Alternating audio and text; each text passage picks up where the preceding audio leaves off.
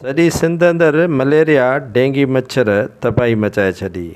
2 लख खां वधीक मरीज़ सिंध जे मुख़्तलिफ़ इस्पतालुनि में दाख़िल थिया आहिनि।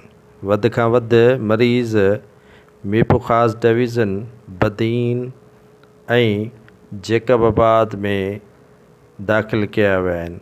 2 लख खां वधीक मरीज़ मलेरिया सबबि मुख़्तलिफ़ इस्पतालुनि में दाख़िल आहिनि। कराचीअ में डेंगी, हैदराबाद में डेंगी, मीरपुर ख़ास ऐं ॿियनि ज़िलनि में मलेरिया तबाही मचाए छॾी आहे।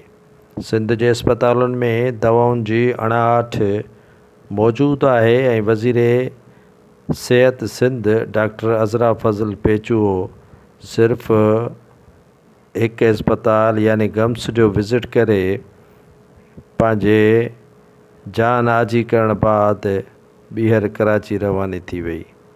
खेसि ईअं ई करणु घुरिजे हा त हू सिंध जे नंढनि वॾनि इस्पतालुनि जो चकर ॾिए हा ऐं उते मरीज़नि जी कंडीशन ॾिसे हा।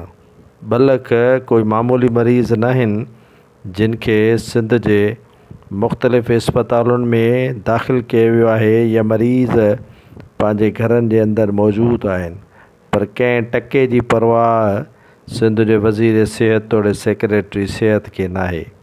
सिंध में मलेरिया जे ख़ात्मे जे लाइ न त का इंजेक्शन आहे ऐं न ई वरी के टेबलेट्स मिलनि थियूं।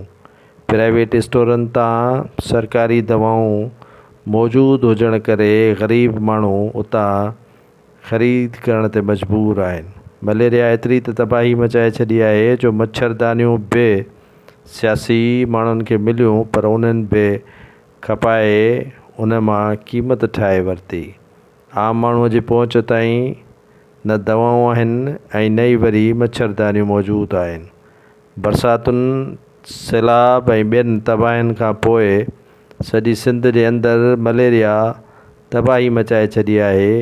2 लख खां वधीक तइदाद सिंध जे नंढनि वॾनि शहरनि में मलेरिया जे मरीज़नि जो पहुची चुको आहे, जेका सिंध में ख़तरनाक हद आहे। मलेरिया जे मरीज़नि में ख़ौफ़ ऐं हिरास वारी सूरत हाल आहे।